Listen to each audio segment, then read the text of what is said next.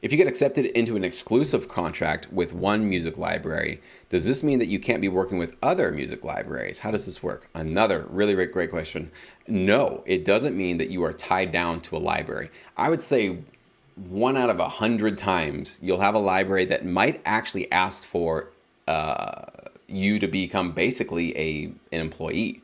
They might actually give you or offer you a salary to say, we love you so much, we want to, and we have the budget. That's more what it is. They probably would love you no matter what, but they have the budget to be able to say, we don't want you to submit to any other libraries. We kind of want to basically buy you out and say, we want to just have you continuously submit to us your music. It can happen. It was offered to me early in my career. I turned it down just because the salary was not going to be enough to.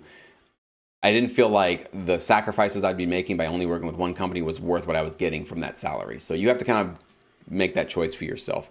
But no, when a library signs you with an exclusive contract, that contract is only signing the music, the particular tracks you sent to them. That's it. It's like basically you sent them this container of music and they're signing this container of music. They're saying, we exclusively control this music either worldwide or like in a territory, but you cannot do anything else with this music. We now have it. So, but you're still a free agent as an artist. You're not signed to them. It's not a publishing deal where you have to work with them. It's not like a record deal. A lot of people think that when you get signed to a library, it's like a record deal. I have to give them 7 albums until I'm out. No, nobody's tying you up. You're completely an independent free agent, independent contractor, right?